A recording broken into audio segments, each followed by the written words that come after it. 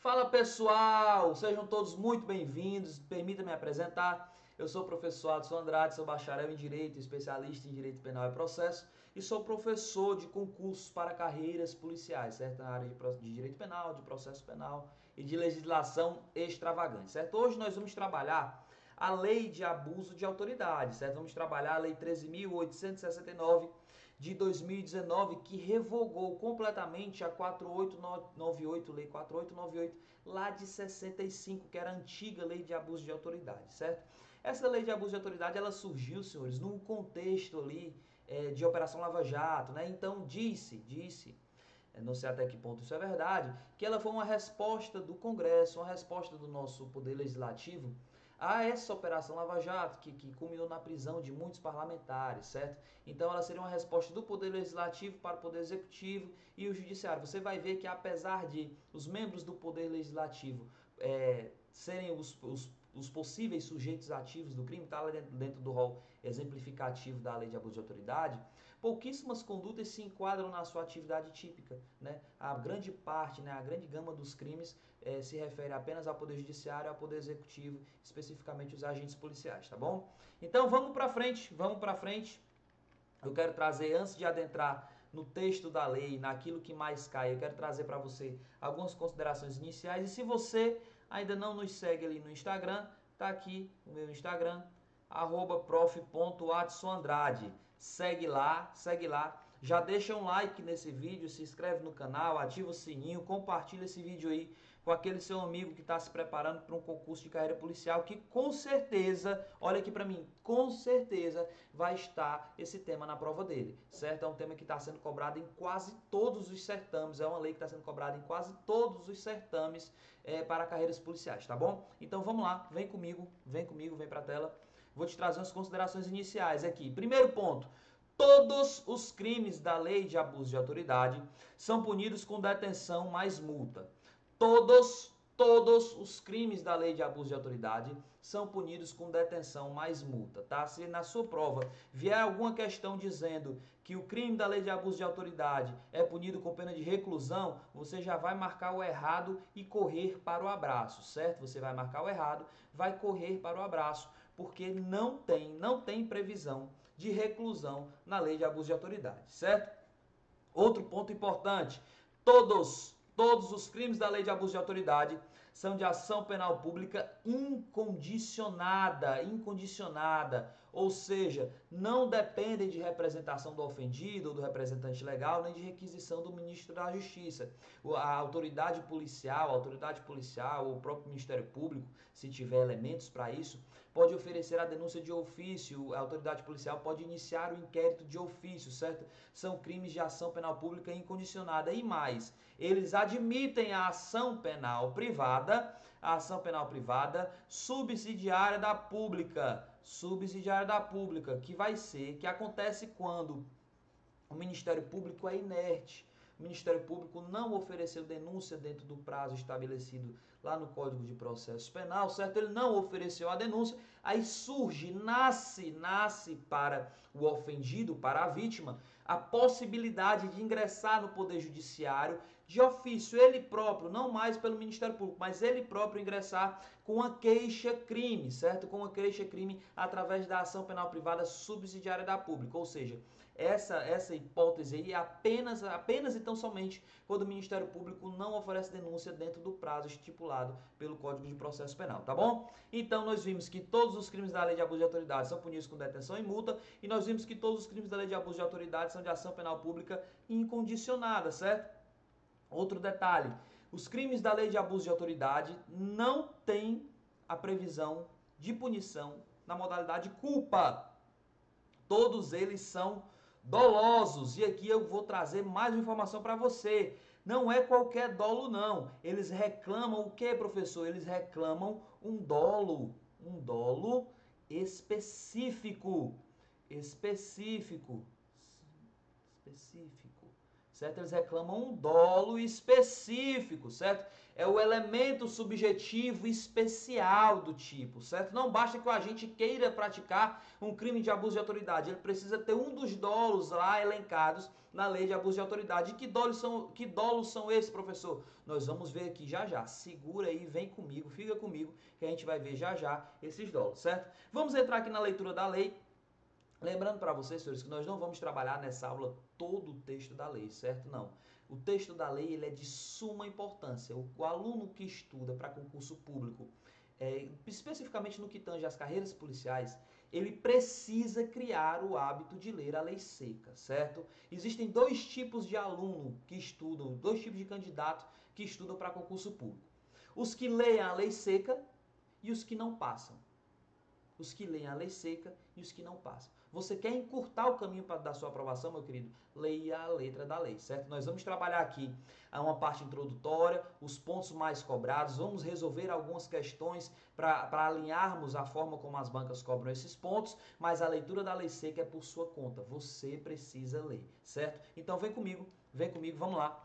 Artigo 1º diz assim: esta lei define os crimes de abuso de autoridade cometidos por agente público, servidor ou não, certo?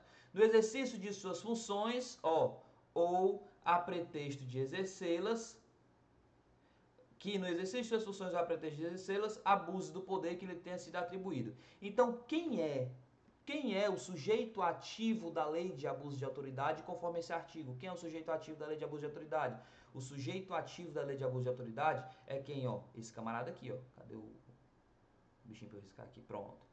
O sujeito ativo da lei de abuso de autoridade é esse camaradinho aqui, é o agente público. Então, com base nessa informação, nós podemos dizer, professor, então com base nessa informação, eu posso dizer que a lei de abuso de autoridade, o sujeito ativo da lei de abuso de autoridade é apenas o agente público, certo? Errado. Nós vamos ver que existe a possibilidade de o particular também responder por crime de abuso de autoridade, mas tem umas condicionantes para que isso aconteça, certo? Via de regra, apenas o agente público responde pelos crimes da lei de abuso de autoridade. Então, com base nessa informação, nós podemos dizer que a lei de abuso de autoridade, os crimes previstos são o quê? São crimes próprios, né?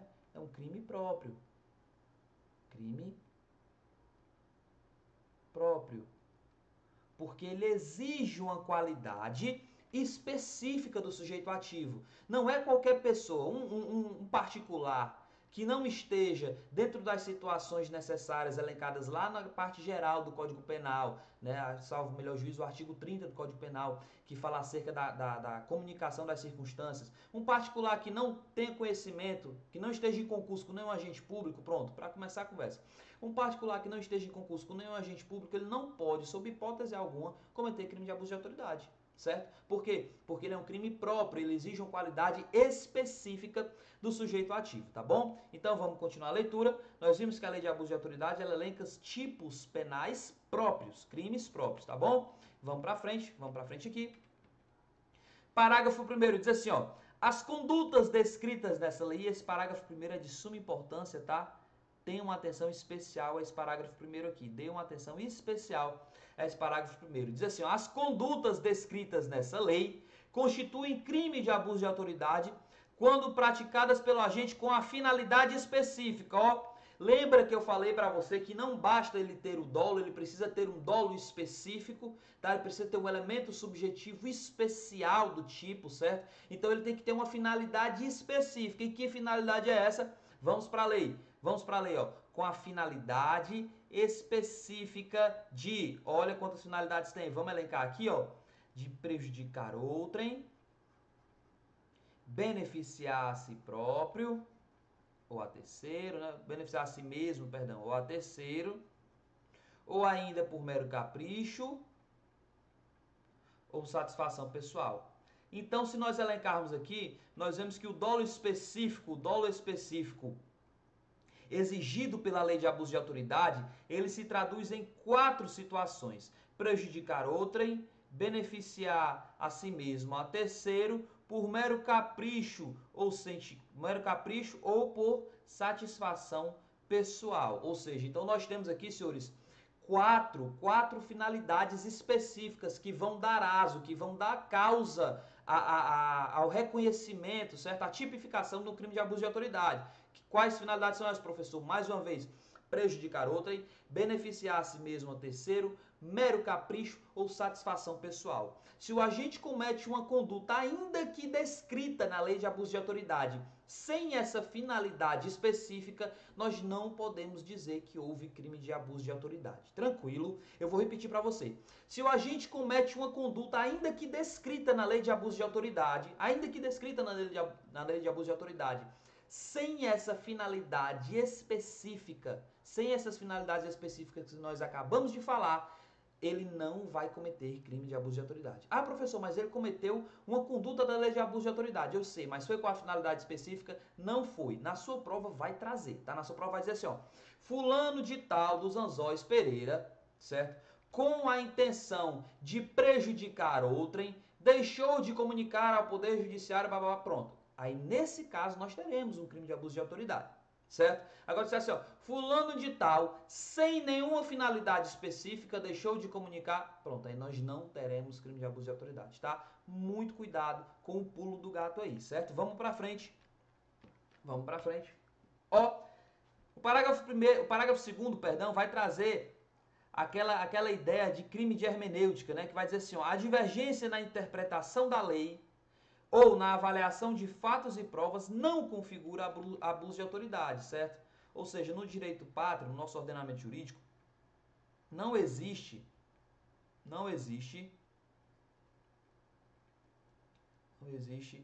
o chamado crime de hermenêutica. Você vai ver na atividade policial algumas situações em que um determinado agente público, uma determinada autoridade policial, vai enquadrar uma conduta em uma tipificação e outra vai enquadrar em outra, né? Com a análise dos mesmos fatos dentro do mesmo contexto. Isso é permitido no Brasil, professor? É sim, é perfeitamente possível. As pessoas podem ter opiniões diferentes do mesmo fato, certo? Isso não necessariamente vai caracterizar um crime de abuso de autoridade. Não é porque o agente A acha que aquela situação é flagrante e o agente B acha que não é flagrante que nós vamos ter um crime ali, ou A ou B praticando crime. Não, de forma alguma, certo? São divergências na interpretação da lei e de fatos. Dessa forma, essa divergência, a lei de abuso de autoridade já disse que não é crime, certo? Não é crime de abuso de autoridade, tá bom? Vamos pra frente. Vamos pra frente. Artigo 2º, muito importante também esse artigo 2º, tá? Muito cuidado, porque o artigo 2º, apesar dele trazer um rol, é um rol exemplificativo. Eu já vou colocar bem aqui no cantinho, é um rol exemplificativo.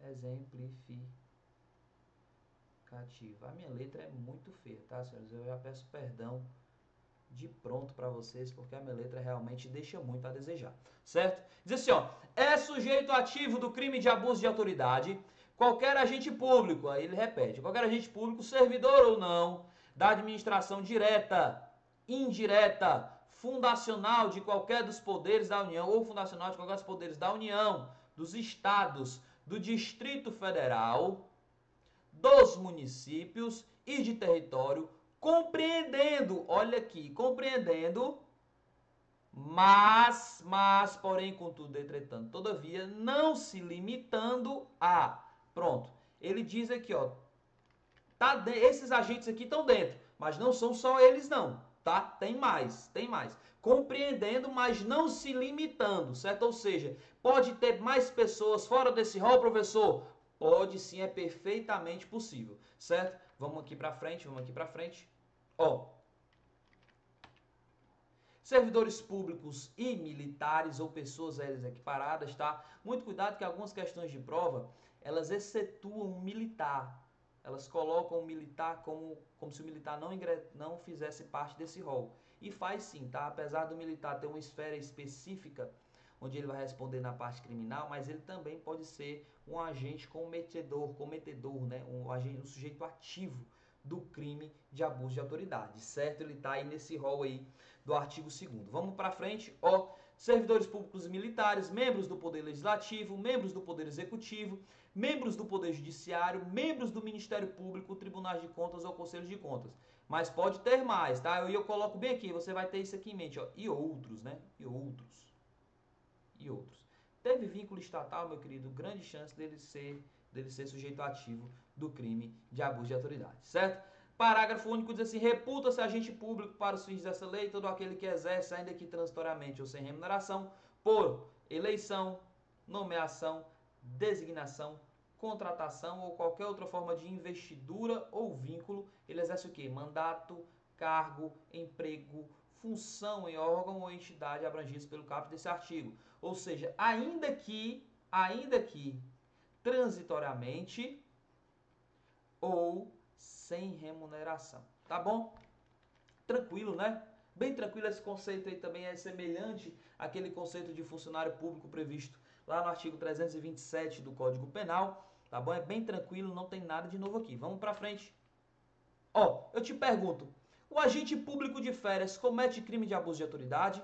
O que você acha? Sim, né? É possível sim que o agente público, as férias do agente público, elas não extinguem o vínculo dele com o serviço público, certo? É apenas ali um descanso, né?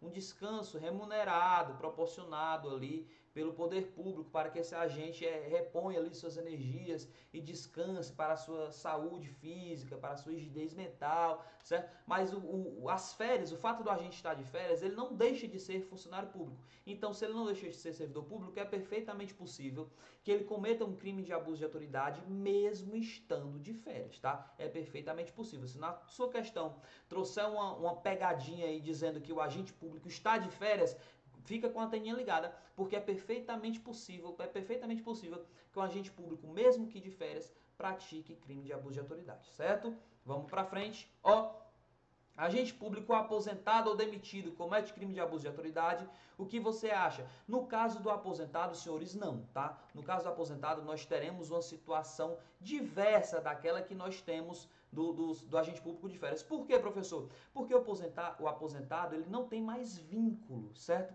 Quando nós falamos no aposentado, ó, por não ter mais qualquer vínculo com o Estado, o aposentado ou o agente demitido não podem ser sujeitos ativos do crime de abuso de autoridade. E aqui eu vou acrescentar, via de regra. Por que, professor, via de regra? Via de regra. Via de regra. Por que, professor, via de regra? Porque vem comigo, imagina a seguinte situação. O agente público A, né? Vamos imaginar a seguinte situação. Ricardo é agente público, é servidor público, é um policial militar. Ricardo é policial militar. É só um exemplo, tá, pessoal? Só um exemplo. Ricardo é um policial militar e foi demitido. Foi demitido. Só que Ricardo é amigo de Tiago, que também é policial militar. Então, Ricardo é policial militar, foi demitido. Tiago ainda é policial militar da ativa. E os dois cometem crime de abuso de autoridade em concurso. Os dois cometem crime de abuso de autoridade em concurso. Ricardo adere à conduta de Tiago, certo? Ricardo tem ciência da situação de servidor público de Tiago. Eu te pergunto, o Ricardo vai praticar crime de abuso de autoridade, sim ou não? Sim, certo? Ah, professor, mas ele foi demitido, certo? Mas aí ele está incorrendo na mesma situação que qualquer particular incorreria, certo? Se um particular que nunca teve vínculo estatal, em conluio com o servidor, pratica um crime de abuso de autoridade, tendo consciência daquilo, aderindo àquela conduta, sabendo que o cara é servidor público, ele vai incorrer também em crime de abuso de autoridade, certo? As circunstâncias ali vão se comunicar, tanto com o servidor como com o outro, como com o particular que não é servidor, porque é uma circunstância elementar, conforme fala lá na parte geral do nosso Código Penal, certo? Então, nesse caso, ó, o Ricardo foi demitido, certo? Foi demitido, professor? Foi, Ricardo foi demitido. Era um péssimo policial, foi demitido. Aí o Tiago é um policialzinho, é um policial mais ou menos, ainda está na corporação. Então o Tiago se manteve na corporação e os dois cometem crime de abuso de autoridade. O Ricardo vai responder, mesmo sendo demitido? Vai, porque ele está em concurso com um agente público da ativa e ele está em concurso com ele, certo? É uma situação meramente hipotética, isso aí não tem nada a ver não. Vamos para frente, ó. Então, via de regra, o aposentado e o demitido não podem ser sujeitos ativos do crime de abuso de autoridade. Por que via de regra? Porque tem a exceção se ele estiver em concurso com o servidor público, tá bom? Então vamos tratar mais um pouquinho. É possível que um particular cometa crime de abuso de autoridade? Você já sabe que sim, tá? Eu já acabei respondendo essa pergunta para você aqui. Vamos lá, da ação. Os crimes previstos nessa lei são de ação penal pública o quê? Que eu disse para você. São de ação penal pública o quê? Incondicionada. São de ação penal pública incondicionada, certo? E aqui falar a respeito da previsão da ação penal privada subsidiária da pública, será admitida ação privada, essa privada aqui é a subsidiária da pública, tá? Se a ação penal pública não for intentada no prazo legal, cabendo ao Ministério Público aditar a queixa, repudiá-la, oferecer denúncia substitutiva, intervir em todos os termos do processo, fornecer elementos de prova, interpor recursos e, a todo tempo, no caso de negligência do querelante, retomar a ação como parte principal. É a mera reprodução do que está previsto lá já no Código de Processo Penal, tá? Se você lê o Código de Processo Penal, se é um dos temas do seu edital, você já tem familiaridade com esses termos, certo? Você já está familiarizado com essa redação, tá bom? Vamos para frente aqui. A ação penal privada subsidiária, também da forma como preconiza lá o CPP, será exercida no prazo de 6 meses, é um prazo decadencial, tá? Esse prazo aqui é decadencial, contados da data em que se esgotar o prazo para o oferecimento da denúncia, sem muita complicação. Eu quero chamar a sua atenção para isso aqui agora, tá?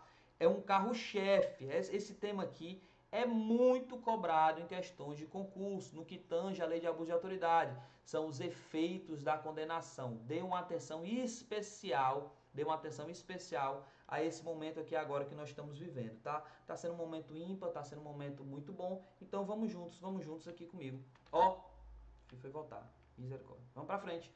Artigo 4º diz assim, são efeitos da condenação. Quais são os efeitos da condenação por crime de abuso de autoridade? Que efeitos são esses? Ó, tornar certa a obrigação de indenizar o dano causado pelo crime, devendo o juiz a requerimento do ofendido, certo? Só se o ofendido fizer a requisição, fixar na sentença o valor mínimo. Muito cuidado, as bancas gostam de trocar esse valor mínimo aqui, ó, por máximo, tá? Dê uma atenção especial ao valor mínimo. Pense o seguinte, o juiz criminal, ele corre contra o tempo. O juiz criminal, ele corre contra o tempo. Ele não vai ter tempo de analisar a miúde ali aquela situação para verificar prováveis danos materiais, morais, os danos decorrentes da prática do ilícito, certo? Ele não vai ter tempo para isso. E o que ele faz? Ele vai fixar um valor mínimo. Se o ofendido se der por satisfeito, beleza. Se não, vai para a esfera civil e reclama lá que lá os caras têm mais tempo. Certo? Na esfera criminal, meu filho, o negócio é rápido. Eu quero provar a materialidade, eu quero pegar a prova da materialidade e eu quero ter a certeza da culpa, certo? Eu quero a certeza da autoria para a sentença, né? Se eu preciso da certeza da autoria, então eu não tenho tempo para ficar me apegando a detalhes periféricos como indenização. Então o juiz criminal ele vai fixar o quê? O valor mínimo da indenização, certo? Ele vai fixar no valor mínimo da indenização. Coloque isso na sua cabeça para a banca não te pegar, tá bom? Vamos para frente. Para a reparação dos danos causados pela infração, considerando os prejuízos por ele sofrido. Essa parte aqui é tranquila. É um efeito da condenação que não vai depender de nenhuma circunstância específica. Agora, muita atenção para esse segundo efeito. Ó.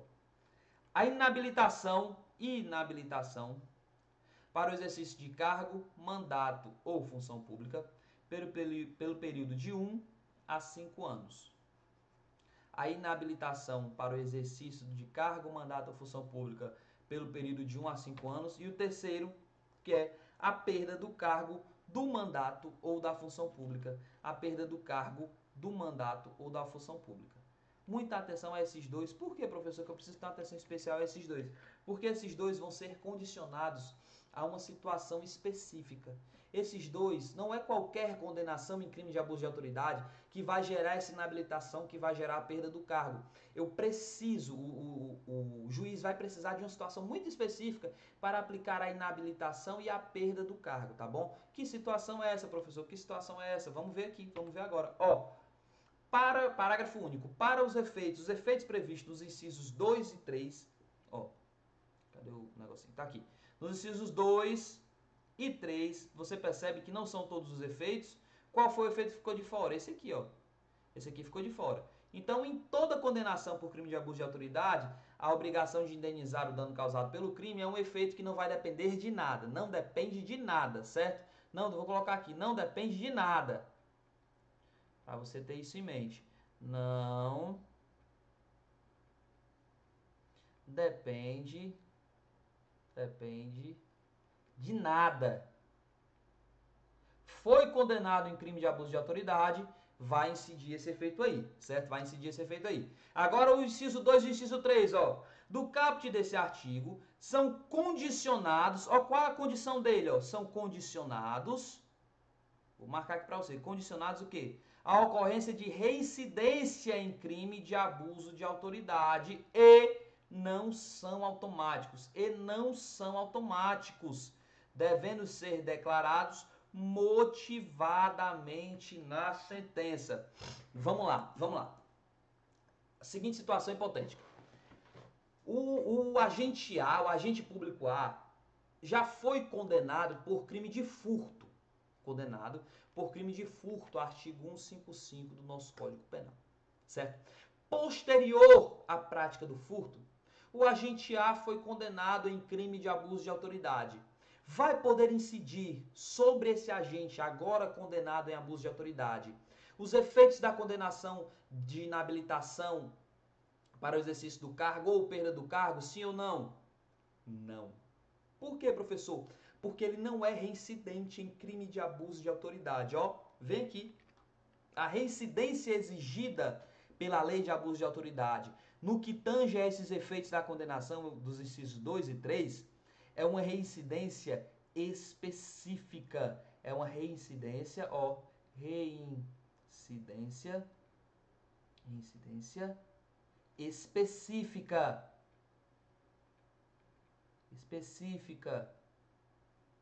Se ele tiver cometido qualquer outro crime antes, professor, aí depois for condenado em crime de abuso de autoridade, não vai poder incidir esses efeitos da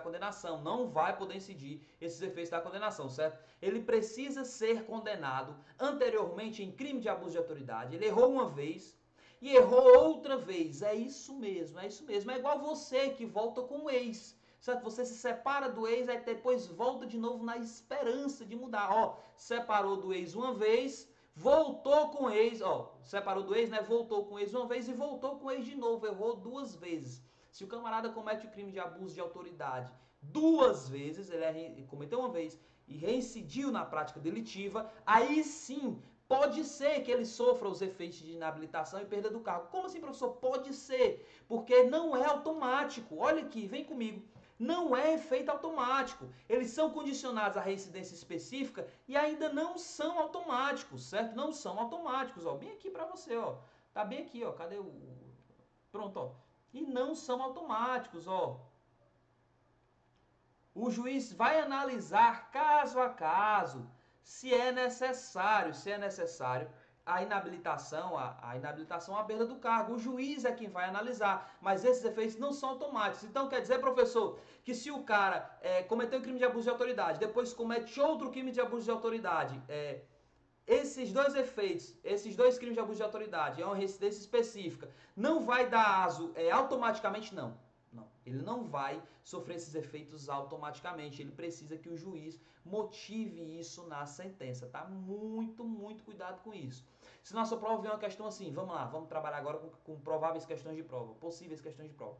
Ó, os efeitos da condenação previstos no artigo 4º da Lei de Abuso de Autoridade são condicionados à reincidência específica e não são automáticos. Você colocaria o quê? Fala para mim do fundo do seu coração. Você colocaria certo ou errado? Se você colocou certo, você errou.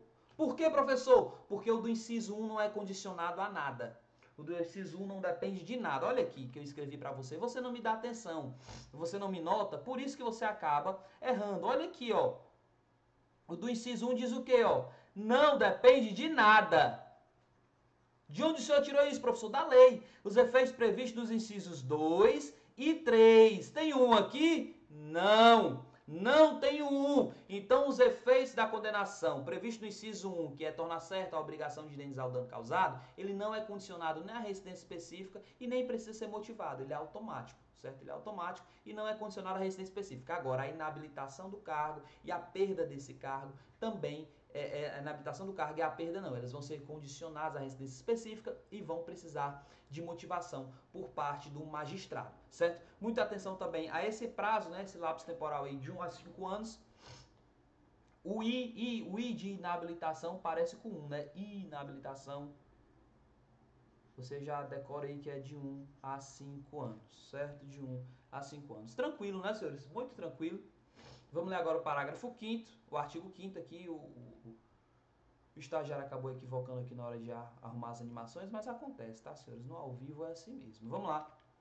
As penas restritivas de direito substitutivas das privativas de liberdade previstas nessa lei são prestação de serviço à comunidade, e aqui eu estou falando já de pena restritiva de direito, eu não estou falando de efeito da condenação, aqui eu estou falando de pena restritiva de direito, tá? A prestação de serviços à comunidade ou a entidades públicas, e esse inciso 2, muita atenção, que diz a suspensão do exercício do cargo, da função ou do mandato pelo prazo de 1 a 6 meses, com a perda dos vencimentos e das vantagens. Como assim, professor? Com a perda dos vencimentos e das vantagens? O cara vai comer o quê? O próprio veneno, vai se alimentar do próprio veneno, certo? Ele não vai ter lá o dinheirinho, o faz-me rir, o cacau, a bufunfa, o money, não vai ter, certo? Ele vai ficar suspenso do cargo pelo período de 1 a 6 meses, suspensão, 6 meses. Suspensão S, 6S também, tá? Suspensão S, 6 meses também. Associei essa fonética que você vai se dar bem, certo? Então ele vai ficar suspenso do cargo de 1 a 6 meses sem receber. Suspensão, 6 meses sem receber. Suspensão, 6 meses sem receber. Pega essa fonética aí que vai ser sucesso, tá bom? Vamos para frente, com perda de vencimentos e vantagens, tá? Parágrafo único, as penas restritivas de direito podem ser aplicadas autônomas ou cumulativamente. E aqui tem as sanções de natureza civil e administrativa, que as penas previstas nessa lei serão aplicadas independentemente, né, das sanções de natureza civil e administrativa cabíveis. As notícias de crime previstas nessa lei que descreverem falta funcional serão informadas à autoridade competente. Isso aqui tudo a leitura funciona. Eu quero dar atenção para você. Eu quero dar atenção para você, não. Eu quero que você me dê. Na realidade, é você que tem que me dar atenção aqui, né? Não sou eu que tenho que dar atenção para você, não. Eu já estou dedicando meu tempo a você aqui trazendo esse conteúdo. Eu quero que você me dê sua atenção, né? Porque, afinal de contas, o relacionamento é reciprocidade, tá, senhores? Esse relacionamento é reciprocidade. Então, eu dedico esse material a você e você me dá atenção, certo? Um papo muito carente agora, então vamos pra frente. As responsabilidades civil e administrativa são o quê? Independentes da criminal. Até aí tudo bem, você sabe disso. As esferas independentes. A administrativa corre independentemente da civil, a civil corre independentemente da criminal, certo? Tranquilo, isso aí você sabe. Agora olha o detalhe. Não se podendo mais questionar sobre a existência ou autoria do fato, quando essas questões tenham sido decididas no juízo criminal. Senhores, o juízo criminal, rapidinho aqui para você, o juízo criminal, para que você tenha uma certeza de culpa, ele exige um lastro probatório muito maior, certo? Para que você condene alguém administrativamente, você precisa de uma quantidade X, né? São chamados estandartes probatórios. Você precisa de prova, mas não muita. Agora, para você condenar alguém criminalmente, para você tolir a liberdade daquela pessoa, certo? Para você cercear o direito de ir e vir daquela pessoa, que é o segundo direito mais caro que nós temos, para você fazer isso, você precisa de muita prova, certo? É tanto que se o juiz tiver alguma dúvida razoável de culpa, ele vai inocentar o cara, certo? Ele vai absolver o cara. Agora, o que acontece? Se o juízo criminal, né, com provas muito mais robustas, consegue condenar, por óbvio, o administrativo e o civil também vão condenar, isso é óbvio. Agora, se na esfera criminal eu consigo provar que o fato não existiu, ou se na esfera criminal eu consigo provar que não foi o cara que cometeu aquele fato, o fato não existiu, é uma coisa. Agora, o fato existiu, mas não foi ele que cometeu, certo? Fato inexistente ou prova de não autoria, fato inexistente ou não autoria, nesse caso, se o juízo criminal absolveu o cara por fato inexistente ou prova de não autoria, essa decisão criminal que absolveu o réu vai se comunicar às demais instâncias, certo? É possível, professor, é possível que o cara seja condenado administrativamente e seja inocentado criminalmente? É perfeitamente possível. É perfeitamente possível. Eu consegui provas suficientes para condenar o cara no administrativo, mas não consegui provas suficientes para condenar ele no criminal. É possível que aconteça isso numa situação prática, tá? Numa situação real. E é o que acontece na grande maioria das vezes, certo? O cara é condenado administrativamente, mas na esfera criminal não se consegue provar a culpa. Aí, professor, a absolvição da esfera criminal vai interferir na esfera administrativa? Se você não consegue provar a culpa, não. Agora, se eu provo que o fato não existiu, ou se o fato existiu e o cara não é o autor, essa decisão vai interferir nas demais esferas, tá? Eu vou colocar isso aqui para você escrito, tá? Ó, ele está dizendo o quê? Que no juízo criminal, se o criminal absolve, né, absolve o cara. Absolva não, absolve. Deixa eu só apagar aqui porque a minha letra é feia, mas eu não vou usar isso como excusa para escrever melhor, tá? Eu vou escrever bem. Juiz criminal absolve. Absolve. Por fato inexistente.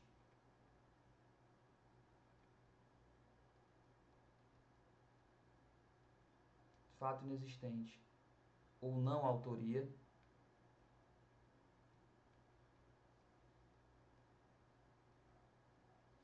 Não. Fato não autoria. Fato inexistente. É o famoso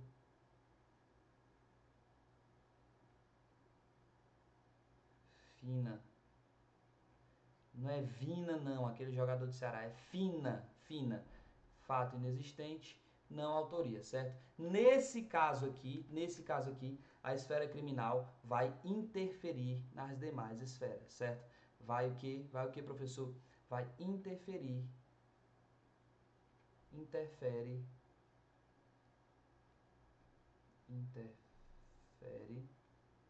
nas demais esferas.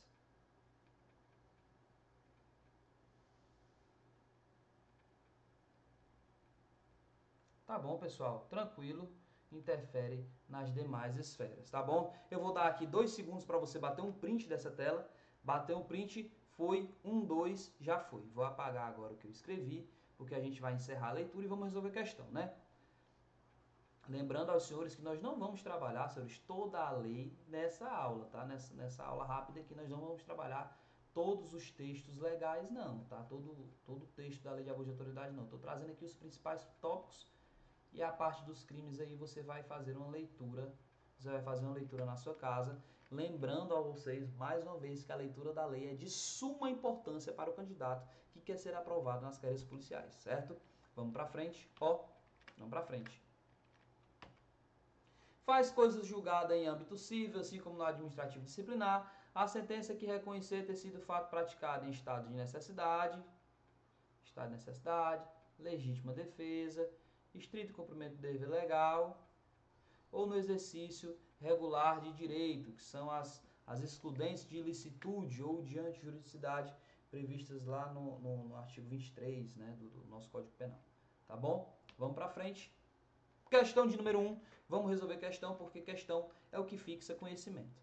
Diz assim, de acordo com a Lei 13.869, a Lei de Abuso de Autoridade, ele quer saber qual é o item correto, tá? Você vai dar um pause agora nesse vídeo, vai dar uma olhada aí e vai me dizer qual é o item correto.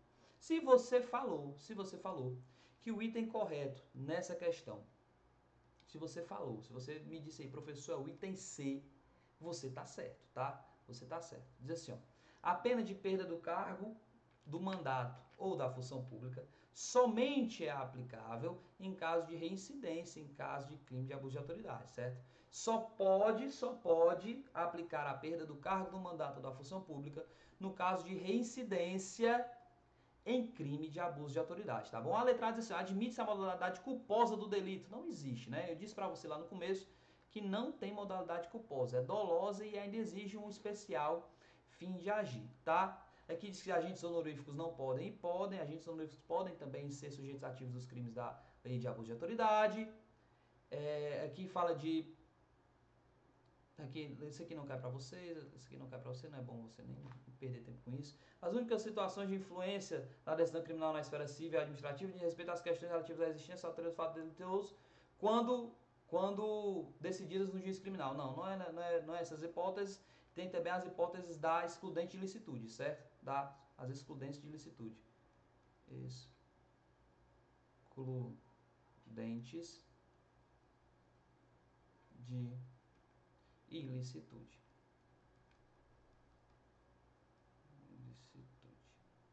Show de bola, né? Vamos pra frente, vamos pra frente.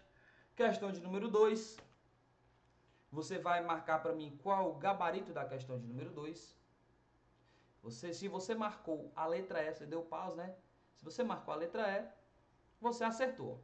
A exigência em todas as condutas de dolo específico de que prejudicar outrem, ou beneficiar a si mesmo, a terceiro, ou ainda por mero capricho, ou satisfação pessoal. Ele trouxe as 4 hipóteses, ó. 1, 2, 3 e 4 aqui no satisfação pessoal, certo? Show de bola, vamos pra frente. Questão de número 3.